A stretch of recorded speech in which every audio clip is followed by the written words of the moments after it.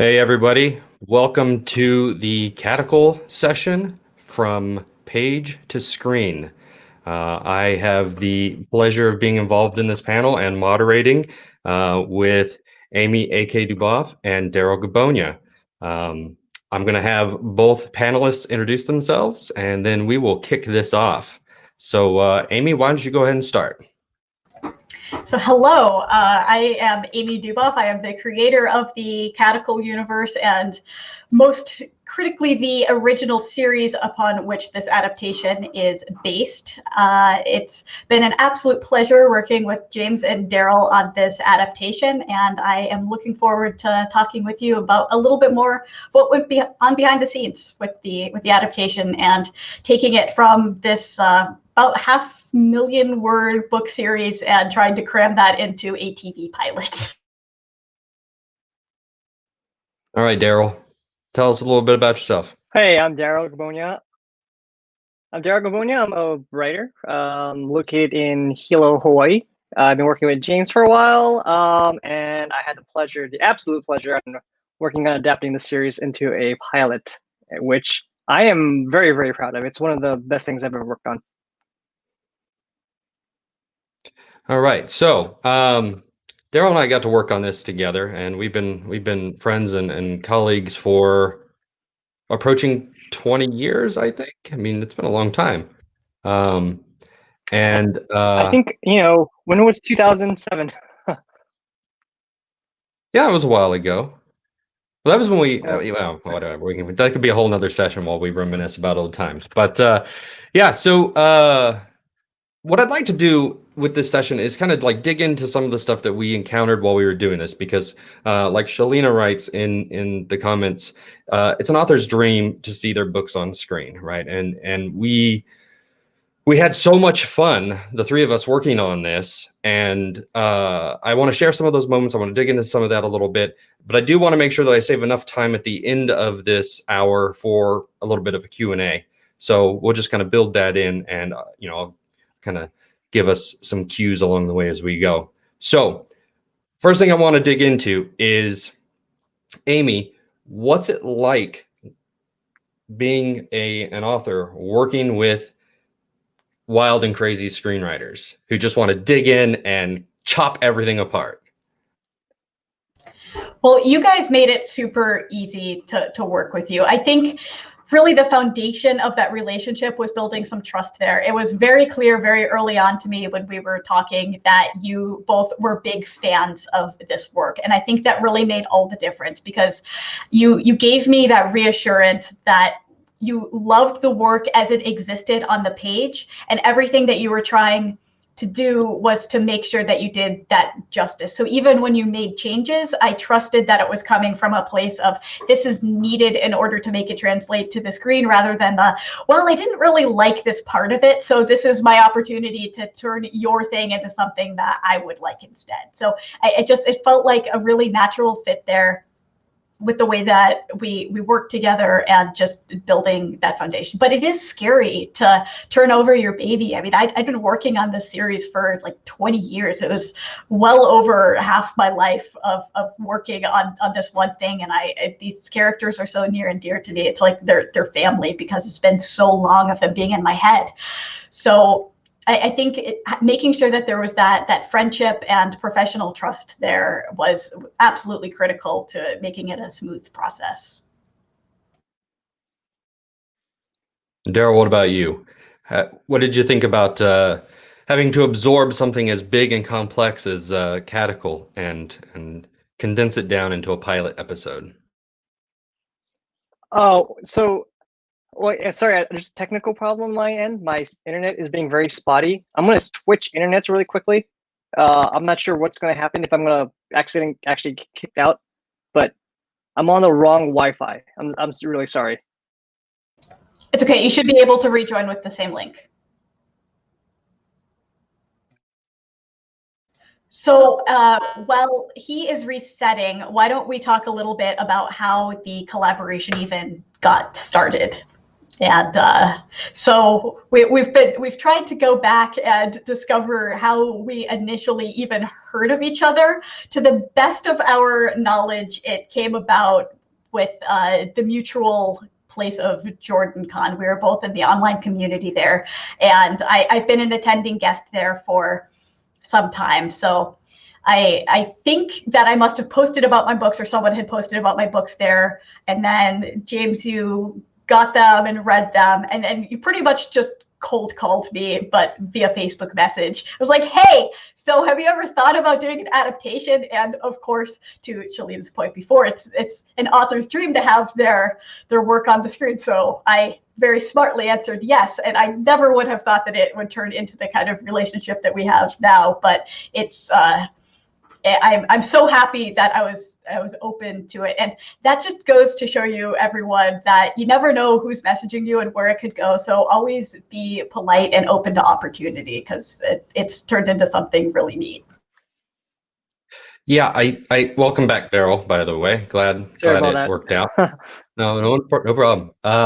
Yeah, it was very strange. Like I really kind of like, there was a moment where I was like, I really shouldn't do this. I'm this is a bad idea. But then I was like, oh, what the heck, like this needs to be seen on screen. Like the Cadicle universe is one that it begs to be on a screen. And as a filmmaker, I remember having the conversation with a couple friends that I was like, this book series would, it needs to be a TV show. It really does.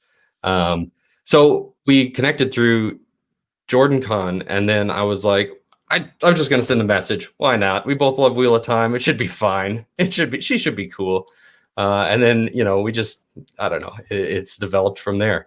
So I want to go back to the previous question for you, Daryl. What's it like working with an author and the process of trying to absorb something as huge and massive as the Cadicle universe and condense it down into a meaningful pilot that not only gives fans what they want to see, but tempts new viewers into continuing? Yeah, honestly, it was pretty daunting and nerve-wracking at first. When James sent me the book and he said, "Hey, I'm thinking about approaching Amy, a writer, I met her before, to making this to an actual thing." So I read it, and immediately I was like, yeah, this is definitely a series. I know there were kind of talks of like, maybe it's a movie, maybe it's a series. I'm like, that's a series. There's way too much story. But I was also very nervous because it was such a big project and there was so much in it, and it was hard to think like, what's the entry point? Like, or how do we get the audience into it? And how much information can we give without overwhelming the audience at first? But I think we found a really great spot. Especially, it's in volume 3 for the readers out there. We're going to start with volume 3, I think. But yeah, no I was spoilers, Daryl. No spoilers. We can have a few spoilers. That much has already been stated about it. So just for anyone who might be unfamiliar with the universe, it's structured over 7 volumes, which the published version on Amazon is 5 books. But the series takes place over the span of about 60 years, beginning from volume 1 all the way to the end of it. So there's a big timeline to work with there. And the volume 3 entry point is when one of the new characters is introduced, who was born and raised on Earth. So that is why that was such a natural entry point, because that's a point of reference that anyone coming into the universe can appreciate, because we're all humans living on Earth. So that's why that decision was made there. And Daryl, I cut you off there, but it was a big discussion between you and I about, where do we start? What's the story we're trying to tell here? And we went back and forth quite a bit on that. So why don't you talk a little bit about that decision-making process? Because I think that's something that especially the authors in the group are very keen to hear, right? Like, we took it upon ourselves to work with Amy and try to figure out the best way to tell her story, right? And sometimes you get that opportunity, other times you don't. Other times the network gets it, and it's whatever what they come up with, right? So why don't you talk a little bit about that entry point? Because I do think that that was one of the like key ingredients to making this such a great pilot. Yeah, I think one, I don't want to pat ourselves on the back, but the chemistry between the three of us is really great. And it like, there are some authors out there that are probably really overprotective of their things, and they don't want any kind of input. And there are some screenwriters out there who have no respect for their source material, and they're like, well, I like this character's name, but let's change everything else. But the give and take between the three of us was really great. Amy she was very open-minded with some of our ideas. Some of our bad ideas, she was like, no, don't do that. And I was like, ugh, but it's such a cliche TV thing that you need that. And then, yeah, it's a cliche TV thing. We don't need that. But it's just, I think also, coming from a fresh perspective, like, I read the series once through when James sent it to me. And I was like, yeah, this is a series. And I didn't reread it until, things were like going to start happening, where I started taking more diligent notes. So my first thought as just someone just fresh into the universe was like, if I was just sitting there on my TV scrolling through Netflix and I just saw this thing and I hit play, what would hook me into this? And what would be too overwhelming? And I think sometimes some sci-fi shows, and I love sci-fi, but I'm not a hardcore sci-fi fan. Like I like Star Wars. I like the mainstream fun stuff. And they're like the really, really obscure sci-fi things. I feel like sometimes they just overwhelm you with lore or a world where it's like, I don't know what's happening here. And I felt like there was parts in the book series, and we kind of like had to fold a little things, like nothing really, really major, but we folded some things to say, hey, this is the stake in the beginning. This is the danger of the world. Here's the rules of the world. Here's a character that's kind of like you, that you can easily relate to. And here is an idealistic character. And here are our villains that we slowly unravel. And I think that sets the tone, in my opinion, it sets the tone of what the series is going to be and what it can be. The only thing I would have to say is like a pilot's only an hour, maybe an hour 20 if you're on like a streaming network now. So there wasn't enough to kind of like, there wasn't enough time to get into the really cool stuff. So as of now, it's more like, here's a hint of how cool it's going to be. So with something like Cadicle, there is a lot of lore. There's a lot of stuff to go over. There's, it's a big, expansive, multi-generational story. What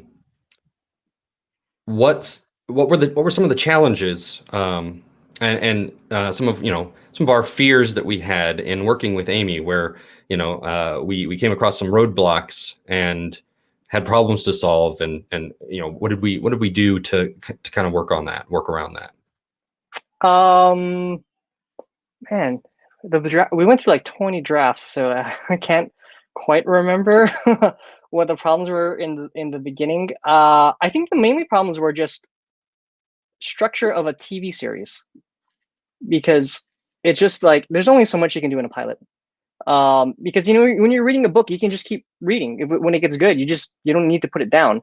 In a pilot series, you kind of have to think about, well, we're constructed by time, or constricted by time, and then everything costs money that's on page. So we can't do a full-on galactic battle in the first. I mean, we probably could, but there are going to be producers who read it and be like, this is going to cost $20 million. Like, we can't shoot this. So there's a lot of sacrifices you have to make just making it into a TV series. As far as like how much we can show and how much we can tell. My dog is going nuts. Get out of here. That was one of the things that I really appreciated about how they approached it. They were looking at it as, what kind of script can we write that is going to be a marketable script, not just something that's going to look cool. It would be a 100% faithful adaptation. It was how can we take the story, be true to the story and to the characters, but make it into something that is going to be filmable and saleable. Well, and that's something where, like, you know, as a screenwriter and director, like that's something I really do, is I look at everything with a producer's eye. You know, Daryl and I had many conversations during the course of this. Some involved Amy and some didn't, where we were like, there's just no way we're going to get the budget to show this.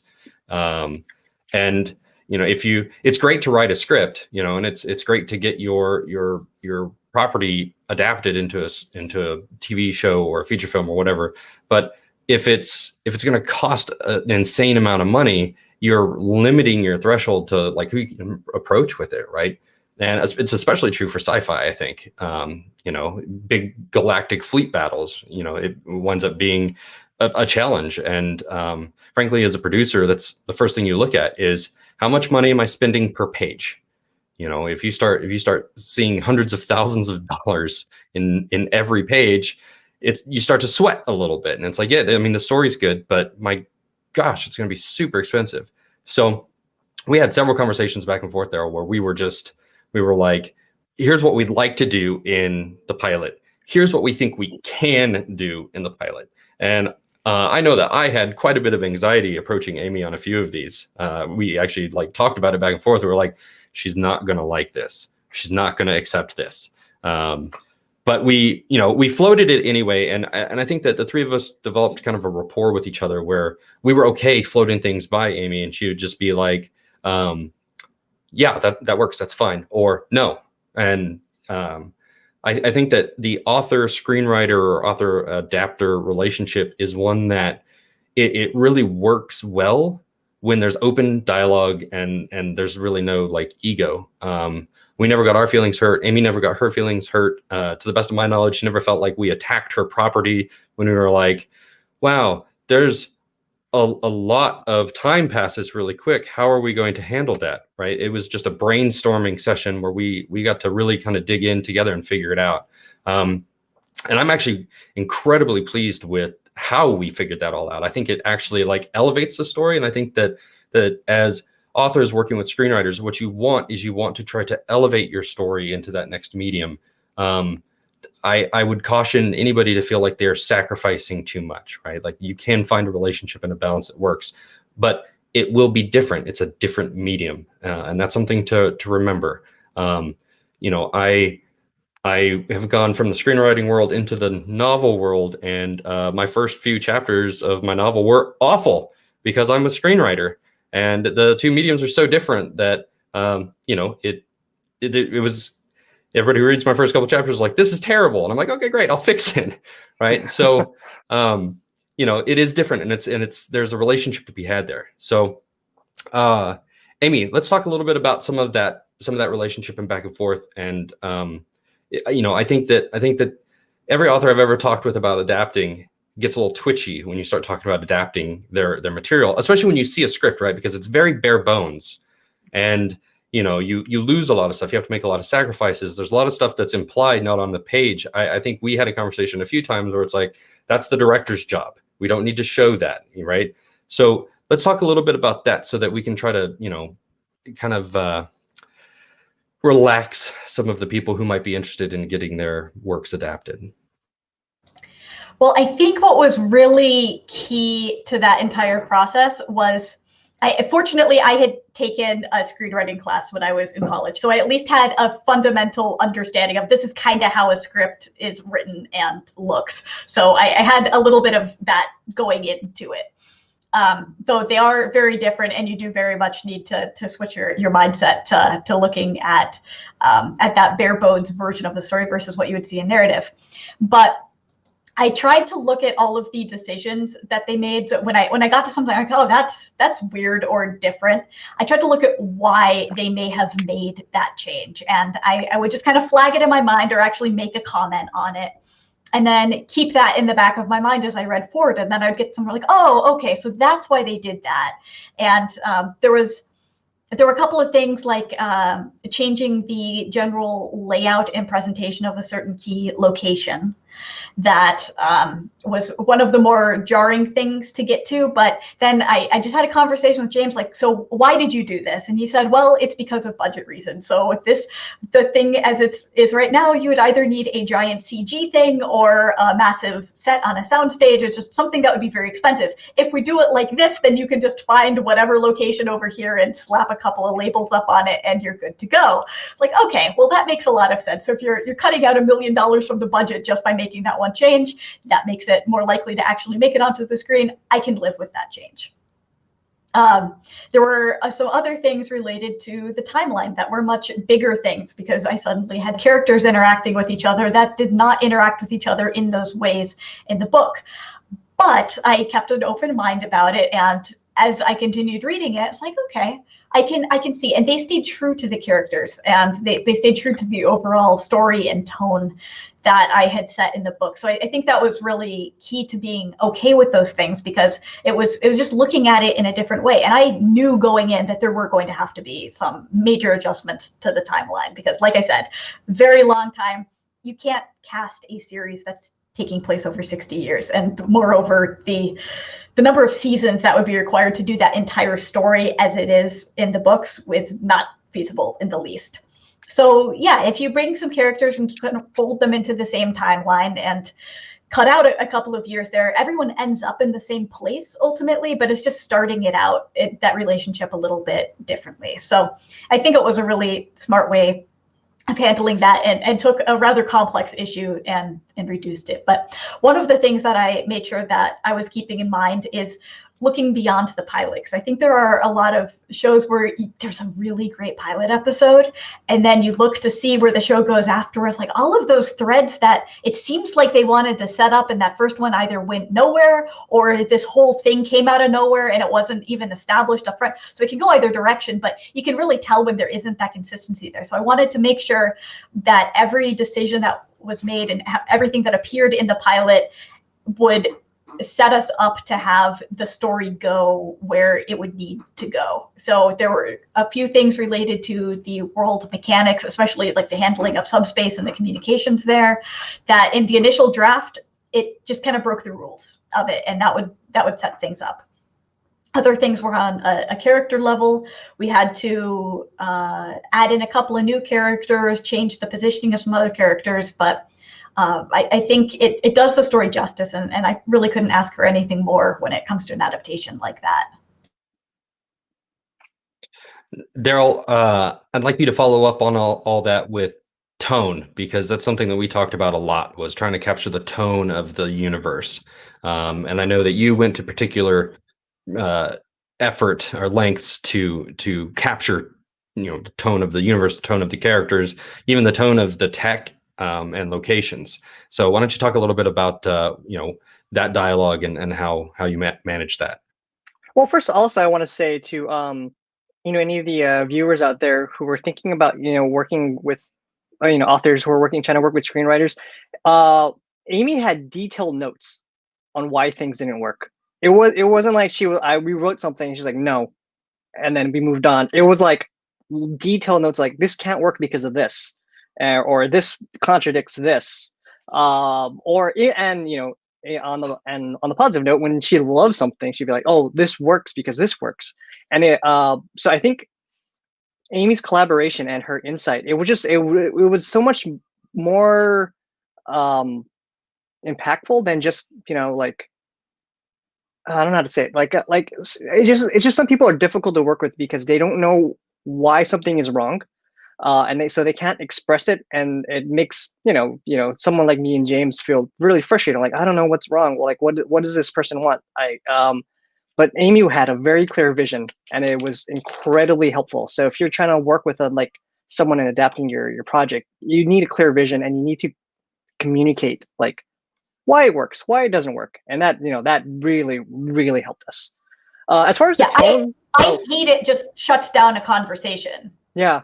Or this is cool, but it's like, well, but what about it? I mean, like, I think the positives are a little easier to just leave open up, but certainly, like, I don't like this. That doesn't further the conversation. What didn't you like about it, or why does that break something, or like just really thinking down the line.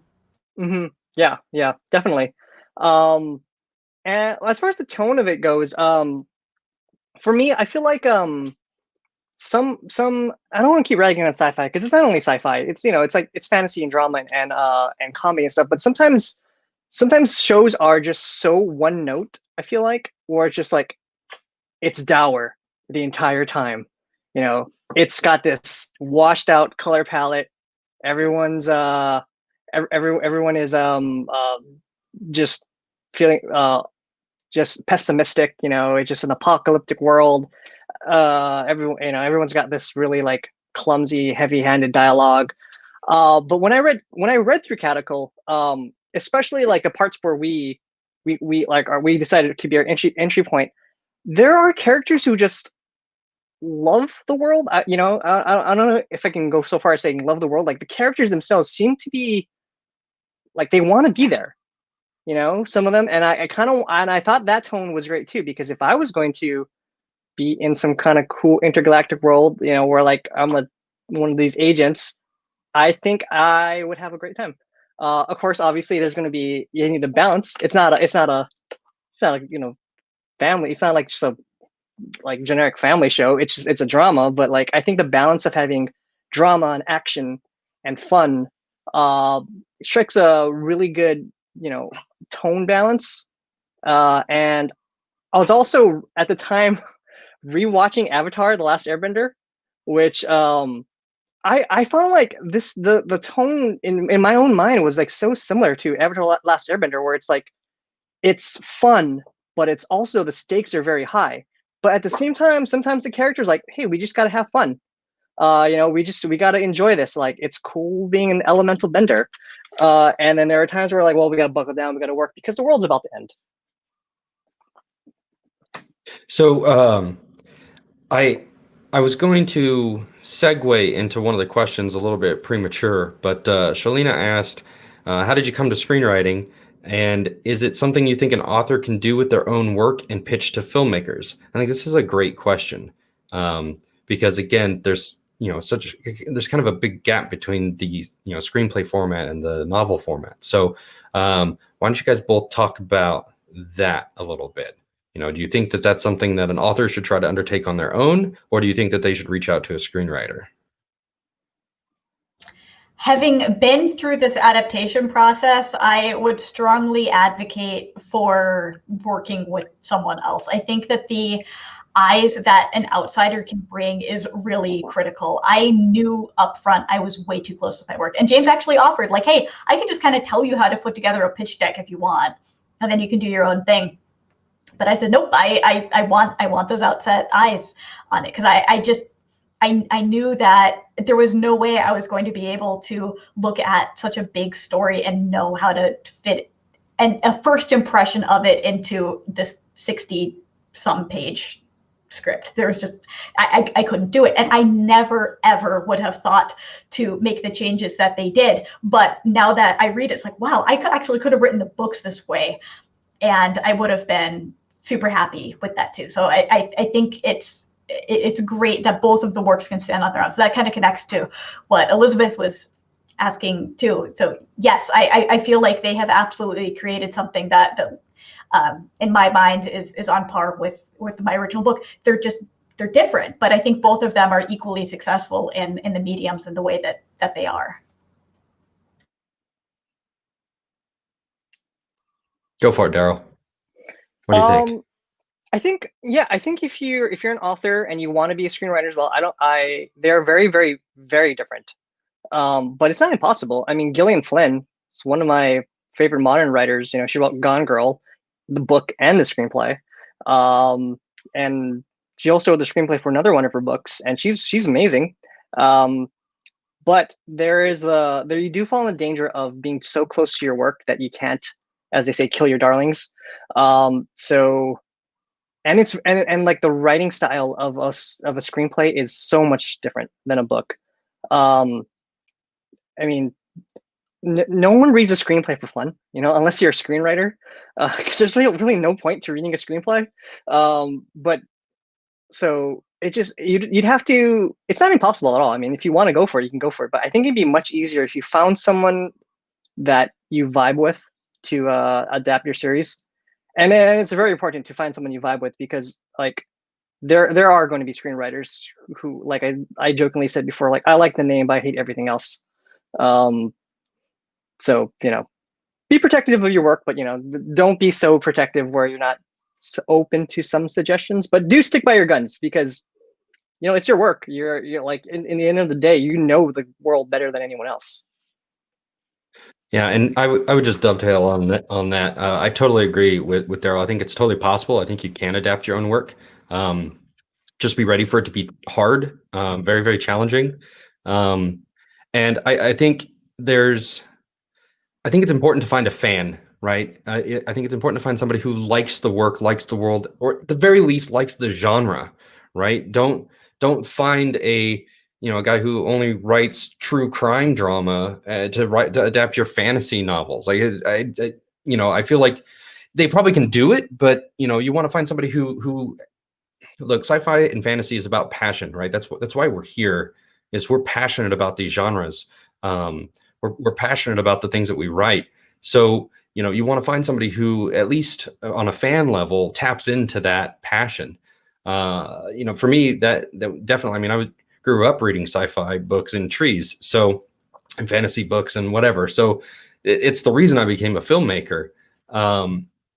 So I'm attracted to these stories. I'm attracted to the ideas that sci-fi and fantasy novels and stories communicate. So I think the other than vibing with the person, I think the other thing that's really, really important is finding someone that can elevate the work. Like you don't want to just adapt like straight across.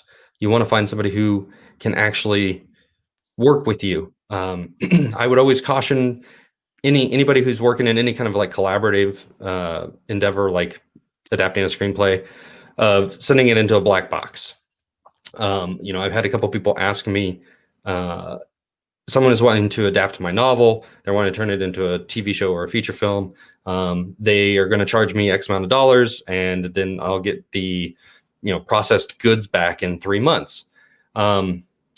I don't recommend that. I think that it's a bit of a trap. I mean, it could be brilliant. I mean, every screenwriter is different, and their processes are different. But it's just such a collaborative meeting that you need to find that balance between people where you can communicate about problems and you can overcome challenges and obstacles together. And I think that's what made this group here so successful in adapting Cadicle, is that we came up with problems every day, and we were in Slack or we were in Facebook Messenger or we were texting, and we were like, hey, what are we going to do about this? Amy's got spreadsheets with timelines and style guides and an abundance of information. Anytime we asked a question, we got a dissertation on the universe and everything that went with it. So which was incredibly helpful, because it was like we had a living, breathing thesaurus and appendix just for everything that we needed to work with. So it was like, hey, we need this. And she was like, okay, well, we don't have that, but we have this and this, which kind of is that. So let's just adapt the situation to make that work. And it totally did. So awesome. I think the other thing that is interesting is you can also find people that especially when you start getting into like the producers and writing teams, you can start doing things like the pitch decks and the show Bibles and all of that stuff. So you're an author. You should be writing.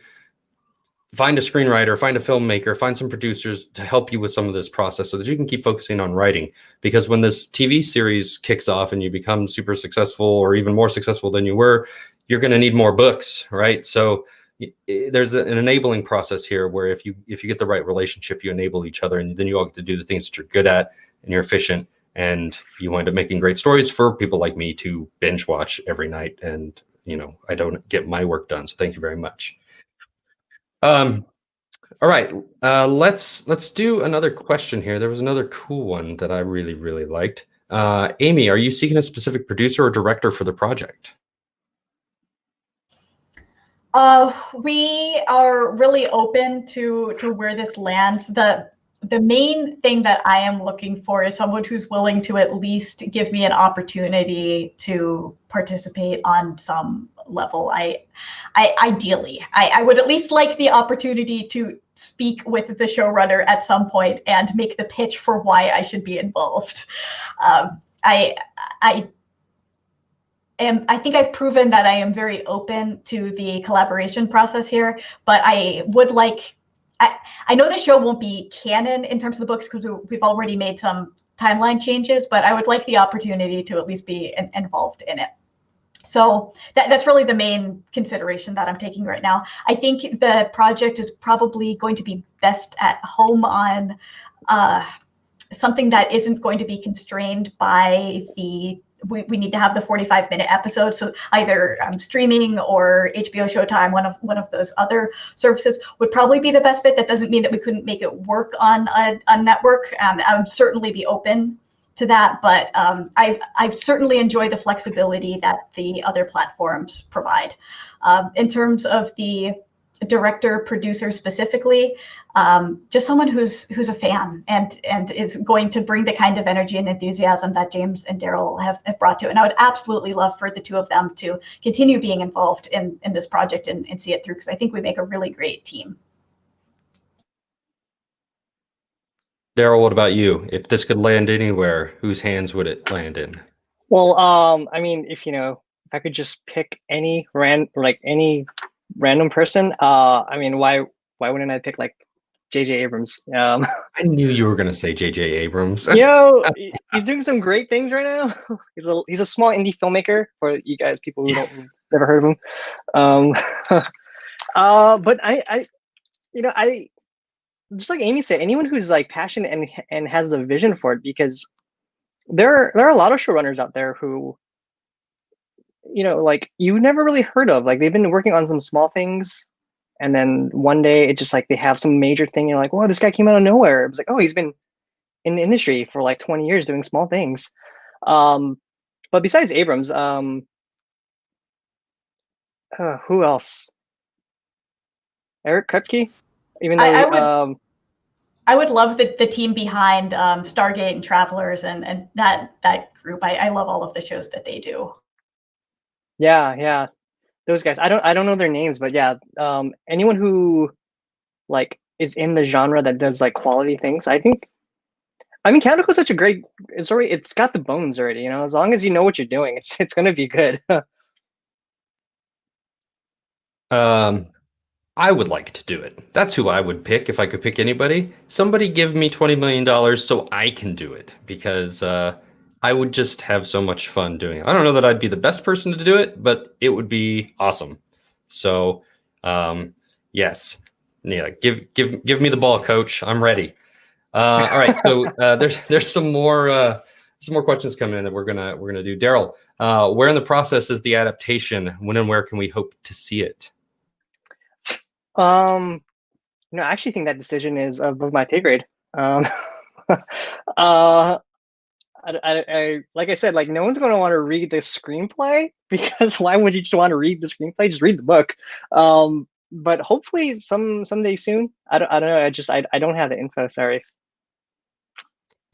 We've had some preliminary discussions. I haven't been involved in those so much as James, so he can say a few words. We're not far enough along that we can name any names, but there's been interest. Yeah, so I mean, we've had some pretty good interest, some pretty high level interest, and Darrell's being very humble because it is also on the festival circuit and is doing really well, performing really well on the festival circuit, and has been up against some really, really incredible screenwriters and some really amazing properties, some of which I've had the opportunity to read. And the fact that Cadicle's right there with them is just testimony to how insanely good it is. So. It's doing really well, and we're in a position right now where we are feeling good about the level of interest that we have and the direction it's going. So that's where we're at. I'm sure that Amy will be announcing stuff as things solidify and everything comes in. But yeah, so let's. Yeah, so I'll just say that we are poised and ready to go. So if someone's like, yeah, we want to do this thing, I would hop on a plane and go anywhere in the world to work on it with a day's notice. So yeah, so if anyone is watching this, like, well, I'm thinking of this would be a good fit for my portfolio, reach out to me. We are ready to go and very, very eager to see this on the screen. All right, we're going to go to another question here. Amy, perhaps you covered this when I was called away earlier, but as an author, do you have the final say in the various stages of the adaptation or the finished product? Not in terms of the finished product of what's going to ultimately make it on the screen. At least I don't expect to. So if magically everything comes together, someone wants to fund it, and James becomes the showrunner, I think that we would probably come to an understanding on most things. Though I would still defer to him because he's the showrunner and I'm just the universe creator. But I know that we would at least have the conversation in there. But in terms of the pilot script itself, yes, I have signed off on everything that's in there. And I feel really great about where we ended up. And they've been so patient with me as I request little tweaks here and there. But I think that it's looking amazing. And the performance on the festival circuit is definitely a testament to the amount of work and the great product that they have created. So it's kind of a funny story that I'll add in there is we got into this rhythm of, we had a deadline that we wanted to hit with the adaptation, and we hit it, and it was great. And we sent the final script. You know, you could tell it was the final version because it said final draft in the file name. Sent it to Amy, and then I don't know, like 2 hours. And me and Daryl were both like, "Man, that was a sprint." Email pops up from Amy. I'm like, "Uh-oh." Open it up. It's like, they're just 2 little tweaks. Okay, 2 little tweaks, no big deal. And we go into the comments, we fix. I sent it to Darrell. I was like, "Hey, you know, we need to do this." Okay, great. Do it real quick. Send it back. All right, now done. Email pops up. 3 more little tweaks. I'm reading the last part. I just had 1 more little tweak here. I'm like, oh, okay, yeah, that's cool. Okay, well, little tweak, and they were very small, very, very small things. So fast forward, like, you know, I don't know, 12 emails like the final draft. So we had this like chain going, and I remember Daryl and I going, "It's been so great thus far. It would be terrible if we never got out of this like little tiny tweak cycle," right? But then it ended. They were all very, very small things. I think it was like 2 days total of just like some back and forth. And one of the things that once it ended, Daryl and I very much appreciated was that it was that final layer of spit and polish that really like set it up so that, you know, having read the series, when I read the script, I'm like, yes, this is written in world. And without those little tweaks back and forth, I think that we were, you know, 95% of the way there. But that last 5% really kind of made it shine. So, letting your author have the final say through the adaptation process, I think, is very important. But Daryl and I definitely had that like moment where we were like, "Oh no," but it was fine. So, Daryl, you have anything to add to that? Yeah, James also leaves out the many other drafts that didn't actually get to Amy, because I would send off like, "This is the final draft." Wait, don't send it. Something's typo. There's a typo. We spelled someone's name wrong. Yeah, I don't know. Like a lot. It did, yeah, way more than I want to admit. I wouldn't have actually, you know, said that. So thanks, Daryl, for throwing us under the bus. Yeah, there were several drafts. Like Amy saw 20, but we probably had 35 because Daryl would send it to me. I'm like, "Dude, you misspelled the name. This is a very important name in the series, man." Or there'd be like minor things too, where like, "Oh, I got a better one-liner. Don't send that screenplay out. Let me just change one line." There was one joke, I think, that it was just a one-liner, like trash line that was in there for just a bit of like levity that Daryl would rewrite, and then I'd be like setting up my email to Amy to like send her the next draft and all the change log.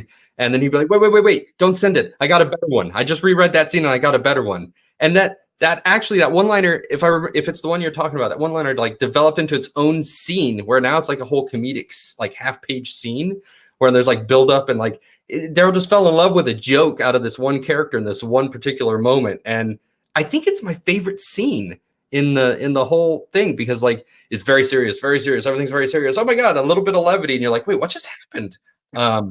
So again, it comes down to collaboration. I think it's very important to just continually collaborate and be open.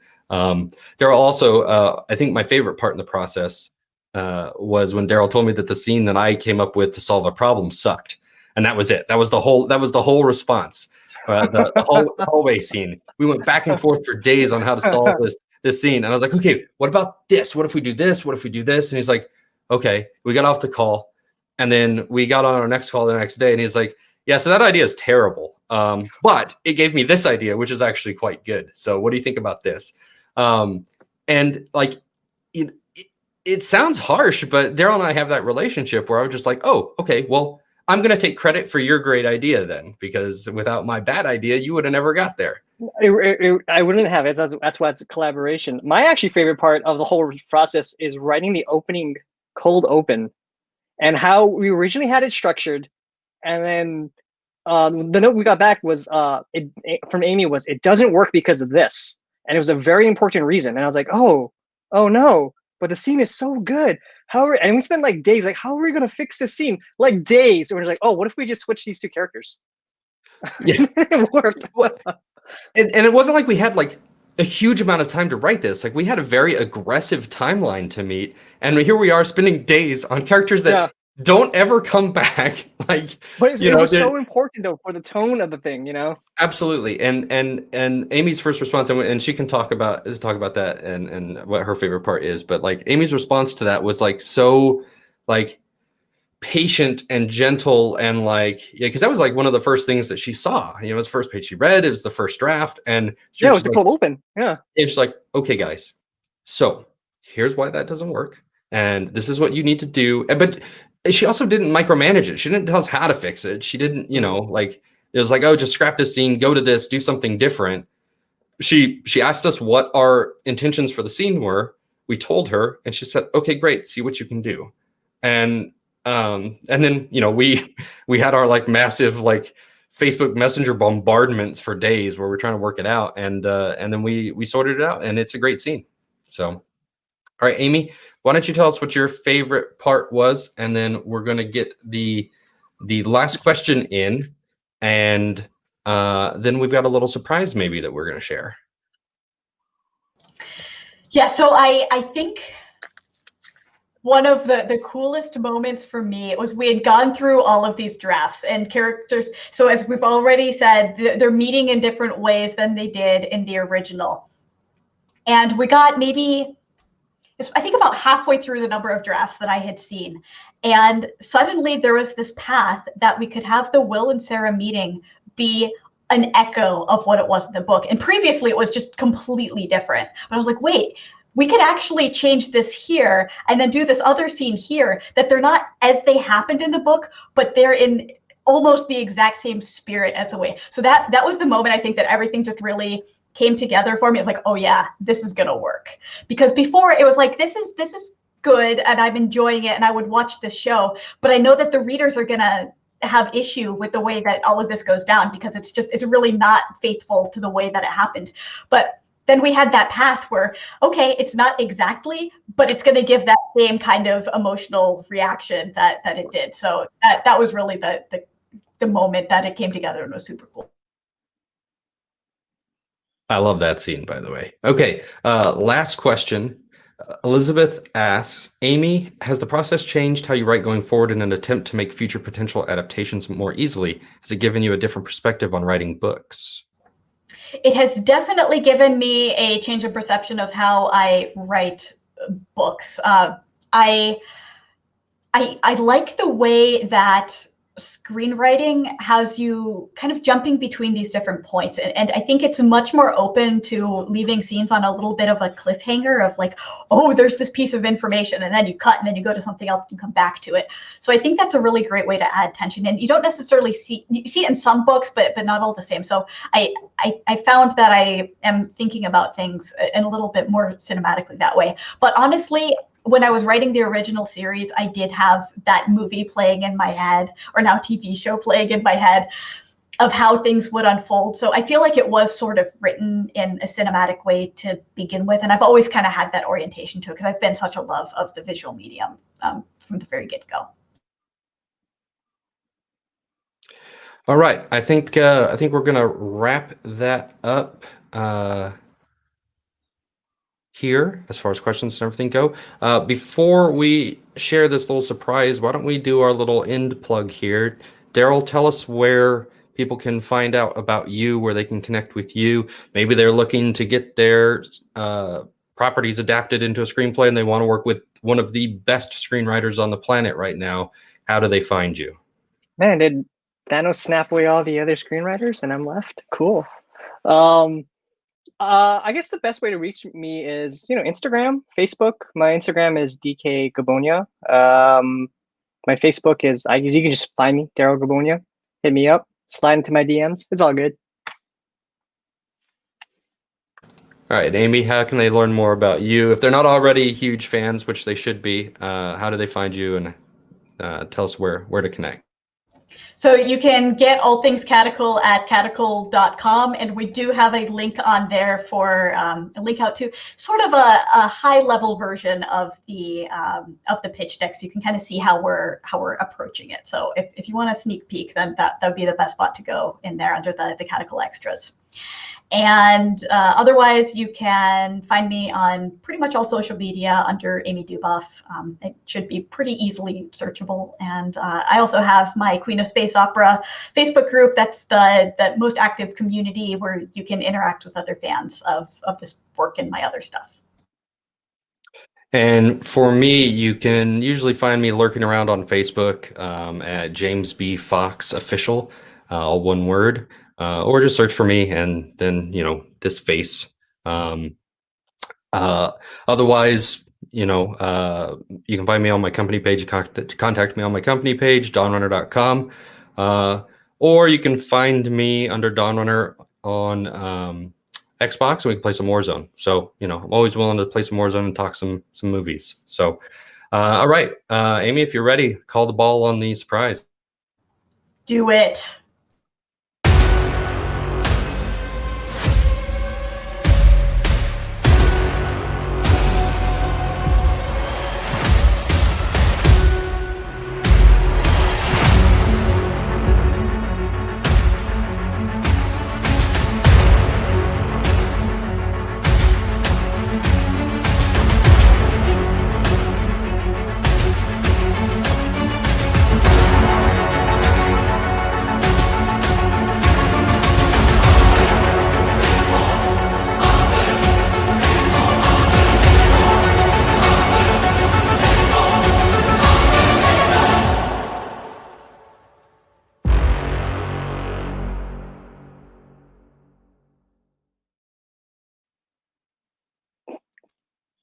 So that's just a fun little thing. We're filmmakers, so we get very excited about stuff. And as part of the little pitch deck that we are putting together, we started talking about title sequences and how could this thing look if we did get funding. So hopefully fans, hopefully you're excited by that. Obviously it's just for fun, just for grins, but still it gives me goosebumps, and I helped make it. It looked amazing.